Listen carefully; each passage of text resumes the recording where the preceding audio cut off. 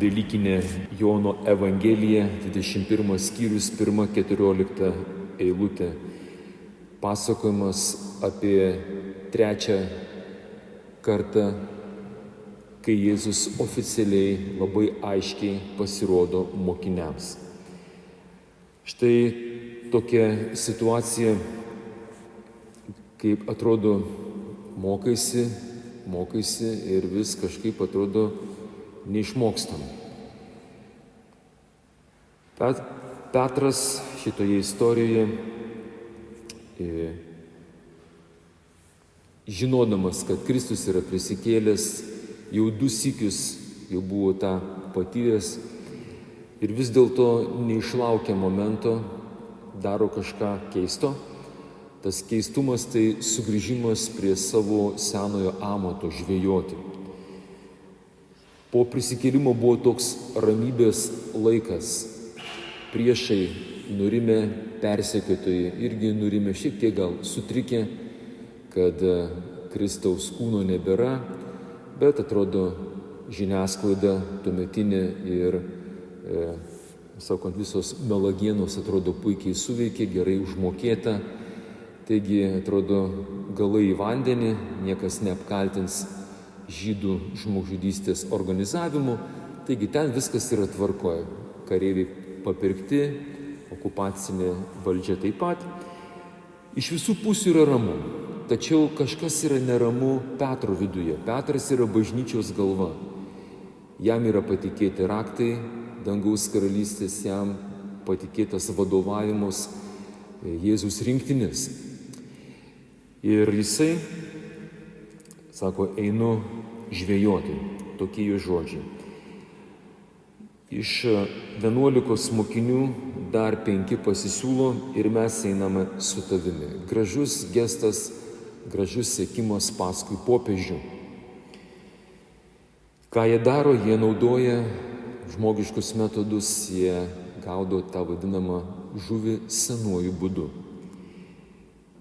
Ir dabar toje istorijoje, kaip jau klausėmės, krante, kiek yra 200 įrių, mostų, tai maždaug gal bus koksai 50 metrų gali būti. Pasirodo žmogus, kuris prašo jų, vaikelį, ar neturite ko valgyti. Gražus kreipinys žmogaus stovinčio ant kranto ir dar vadinantis esančius vyrus su barzdom. Petras ryškiai vyresnis už Jėzų. Girdėtų tokį komplimentą, vaikelį. Bandykite dabar įsivaizduoti, ateina paauglys ir jumis garbingų amžiaus senelius, močiutės, dedukus, sakė, vaikelį, kaip jūs jaustumėtės. Tačiau tas žmogus, kuris ištarė vaikelį, pasirodo tas žodis, kreipimasis, nežiūrint jaunos gražios išorės, 33 metų vyro, jis turi tam autoritetą, kadangi jis yra Dievas, laiko visatos viešpats, stovintis ant kranto, juos sukūręs, kiekvieną pažįstantį iki atomo blyksnio, iki energijos blyksnio. Jisai prašo, nes žino, kad tai, ko prašo, jisai gaus. Jų atsakymas tai yra irgi kvietimas pasakyti tiesą. Žinot, viešpats kaip geras mokytojas turi savo metodologiją. Tie, kurie esate mokytojai, jūsų tarpe, jeigu tokių yra, arba kurie pažinojate gerus mokytojus savo mokykloje, tikriausiai viena iš gražių savybių, tie mokytojai, tikrieji mokytojai iš didžios raidės, jie visada žavėdavo originalumu. Neprimesdavo kažko, bet surasdavo kiekvieną kartą naują atspalvį vaikui, savo mokiniui, jį pažadinti, motyvuoti. Ir čia viešpats pirmasis tiesos egzaminas. Ar neturit ko valgyti? Viešpats puikiai žino, kad jų žvejyba nepasisekė. 7 profesionalai. Petras ir 6 profesionalių žvejų komanda, kaip tai gali būti, nieko nepagavo. Ir dabar viešpats Jėzus, jis neprisistato, kas yra, jisai taip pat kaip mokytojas suteikia jiems galimybę išlaikyti tikėjimo pamoką, atpažinimo savo mokytojo pamoką. Jisai naudoja tam tikras taisyklės, kurias ir mokino savo mokinius, kaip reikia su Jėzumi žvejoti. Jis paprašo padaryti tai, kas yra žvejams neįprasta. Užmeskite tinklą į dešinę nuo valties ir pagausite. Žinote, ką tai reiškia užmesti tinklą į dešinę? Mano čia yra dešinė ranka. Jeigu aš esu dešinys, paprastai žmonės yra dešinieji. Ir niekados nemeščiau į dešinę pusę, kadangi su dešinė ranka mėtom į kairę pusę. Tai yra labiausiai išlavinta mano ranka. Profesionali ranka daryti savo darbą. Viešpats ir vėl dar kartą tokiu būdu prašydamas, panaudokite tą savo techninę dalį, kuri yra silpniausia, kurios įprastai nedarot. Jie pakluso, dar vienas egzaminas, padaro tai, ko nedarytų ir aleliuja.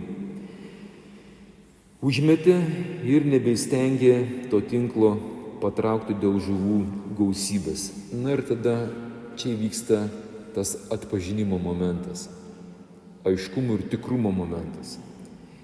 Jonas, mylimiausias mokinys, ištarė žodį, juk tai viešpats.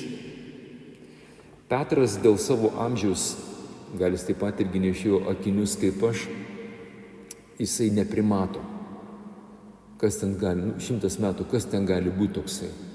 Bet Jonas, ne veltui jo simbolis yra erelis, taiklioji akis, įžvelgia aiškiai bruožus mokytojas. Ir aišku, Petras neregėjimu, dėmesio, neregėjimu, jau jam užtenka žodžių. Jis pasitikė Jono įžvalgą, taikliaja akimi ir persijuosęs palaidinę šoka į vandenį. Kiti mokiniai tuos tinklus ten taiso, žuvį sukrauna ir po to atsyrė iki kranto. Na ir ten, aišku, pamato tokį gražų vaizdą. Tas žmogus, kuris uždavė jiems tokį keistą klausimą, ar neturite ko valgyti, jis yra pats paruošęs jiems pusryčius. Štai ką jie pamato. Kepta žuvis, laužiukas, žėrinčios žarijos, padėta iškepta žuvis tikriausiai folijoj su paprika, nežinau, dabar jūs esate daugiau kulinarai, kokia ta žuvis būtų labai gera. Man teko būti tose vietose, žinau, kaip ta žuvis didelė atrodo, nes buvo 153. Man teko ją nupirkti už $10 broliam, tada mūsų buvo apie 20 brolių, nutariau jiems irgi pusrytuką pataisyti, taigi nuėjęs labai anksti ryte iš vietinių žvejų prie to paties Galilėjos ežero atitempiau žuvį. Va tokia buvo.